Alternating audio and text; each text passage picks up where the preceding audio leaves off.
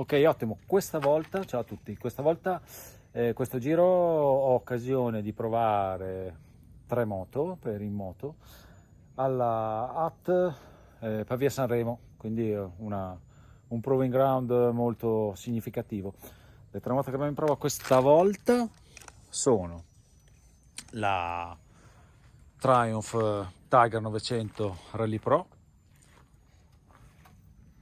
la super bellissima Ducati Desert X e la 890 KTM R, versione R. Perché abbiamo preso queste moto? Perché queste tre moto sono molto facilmente comparabili, perché hanno prezzo molto simile, potenza molto simile, anche cilindrata molto simile, e quindi a mio avviso sono tre moto che sono sullo stesso livello, anche a livello di prezzo, perché il prezzo si aggira attorno ai 16.000 euro per tutte e tre praticamente, accessoriate a dovere, accessoriate come sono queste, quindi col quick shifter e tutta l'elettronica piena. E che cosa succede? Dunque, parliamo di motore. A livello di motore, quello che mi ha più soddisfatto è che si è dimostrato il più sfruttabile a 360 gradi è il bicilindrico dell'890, bicilindrico in linea della KTM. Perché? Perché intanto ha un quick shifter che è favoloso, il quick shifter è favoloso, veramente, lavora veramente bene, è dolcissimo negli inserimenti ed è un piacere tutte le volte che si cambia, sia mettendo la marcia che scalandola. E poi è super trattabile, il motore è trattabilissimo. Quando c'è bisogno di gestire poco gas, l'elettronica aiuta tantissimo, l'elettronica nella mappa off-road aiuta tantissimo ad avere un'erogazione super dolce del motore. Qui c'è qualche altro partecipante che arriva, che è qui a dormire da noi. Dicevo, è super dolce, quindi l'elettronica aiuta molto ad avere un'erogazione dolcissima, molto facile da gestire l'erogazione anche quando c'è poca trazione, quindi è la più facile da gestire a livello di erogazione, la KTM, quindi un plauso al motore ed elettronica, un binomio fantastico. Poi che cosa c'è? C'è il bicilindrico di Ducati, bicilindrico desmodromico, 936 cc, è il più potente di tutti, 110 cavalli, e però la potenza ce l'ha, si sente, funziona benissimo nell'utilizzo su strada. E diciamo che ha un quick shifter abbastanza secco e un po' rude, un po' aspro da usare, non è bellissimo, colpisce, spara abbastanza forte ogni cambiata, sia mettendo che togliendo le marce. E poi che cosa succede? Ha un motore che va molto bene, trattabile, bellissimo, lo stesso motore della multistrada V2, molto bello su strada, in fuoristrada trattabile, ha la potenza giusta, ha il gas anche nella mappa off-road, è un po' troppo sensibile. È un po' troppo sensibile per i miei gusti al gas, ci vorrebbe qualcosa di più dolce, specialmente quando c'è poca trazione. E poi quando è giù di giri, quando si è nel brutto, con magari la seconda inserita, frizione pelata e si cerca di passare sopra dei sassi, pietre mosse, eccetera, è un pochino più difficile da gestire perché non è così regolare, ha i bassissimi regimi, scalcia un po' e quindi è un po' più difficile da trattare. Però tutto sommato anche qui c'è un'elettronica che viene in aiuto, ripeto, anche la mappa off-road della risposta motore non è così smooth, non è così dolce come quella sulla KTM, quindi ci starebbe qualcosina di un po' più dolce, ma va bene, tutto sommato è molto valida. Terza moto, il tre cilindri inglese è una figata di motore, sembra di guidare un po', mi ricorda tanto una due tempi perché in fuoristrada, parliamo di fuoristrada. In fuoristrada quando sei molto giù di giri lui ti aiuta, ti porta fuori, dolcissimo, gira fino a bassissimi regimi senza mai spegnersi e ti porta su dappertutto. Questo è un grossissimo vantaggio che ha. Poi invece nell'utilizzo normale sul veloce eccetera è generosissimo, super elastico, forse il più elastico dei tre, e per l'utilizzo stradale è veramente gustoso. Veniamo alle ciclistiche. Allora, questa signora KTM fa un mestiere a parte, la trattiamo per ultima. Le due veramente da confrontare. Ui, ciao cagnolina, dove vai? Le due veramente da confrontare sono la Ducati e la Triumph, perché sono veramente più sullo stesso livello.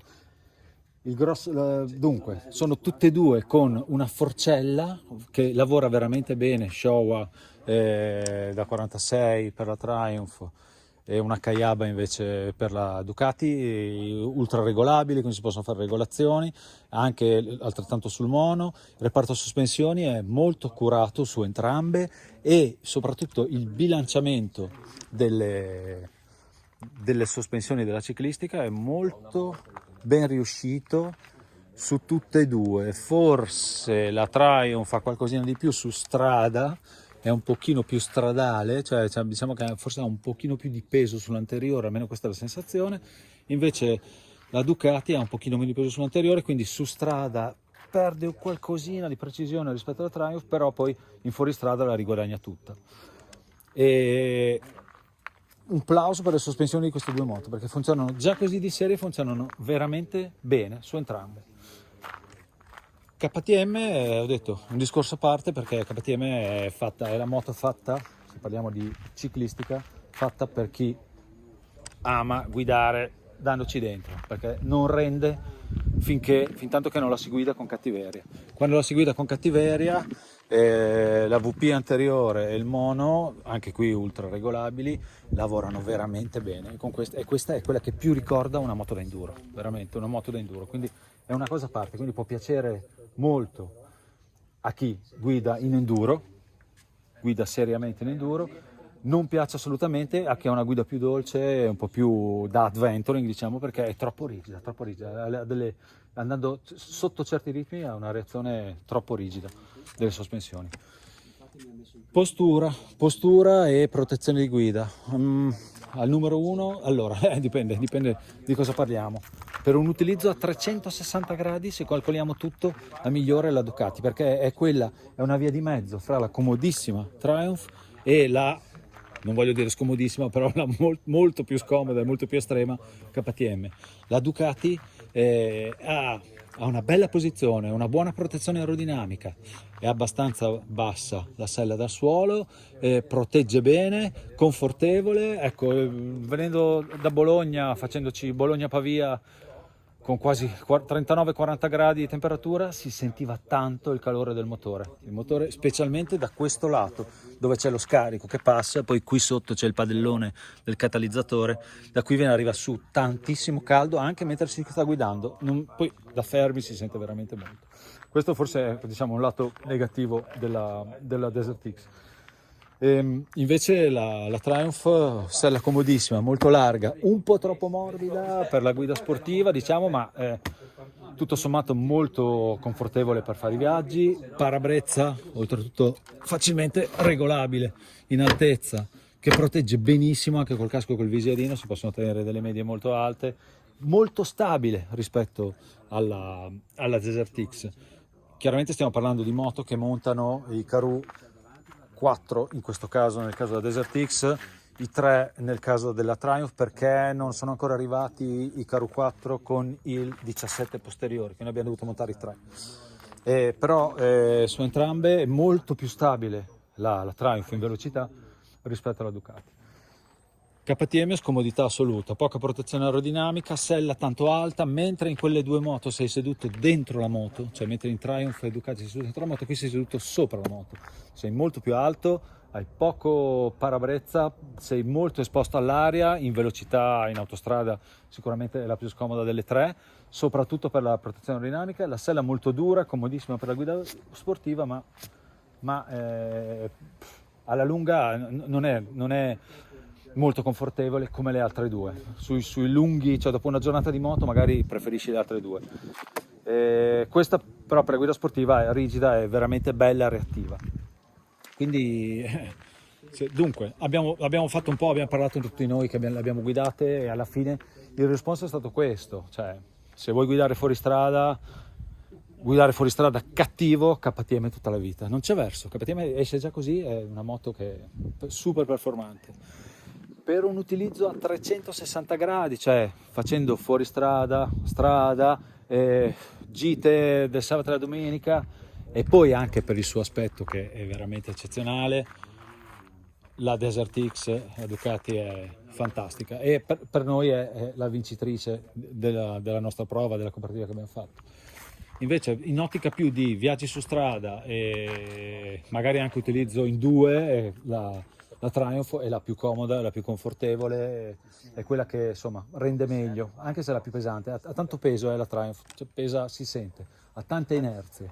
Su strada si sente poco, ma in fuoristrada si sentono tantissimo. E chiaramente la Ducati sta nel mezzo a livello di peso e di inerzie, non parliamo solo di peso puro. KTM è quella più maneggevole, col serbatoio basso. Poi se parliamo di guida col pieno, del pieno di benzina, KTM è un abisso rispetto alle altre due a livello di maneggevolezza. Quindi questo è quanto, questo è il parere. Saluti, alla prossima prova, non so quale sarà, ma ci sarà.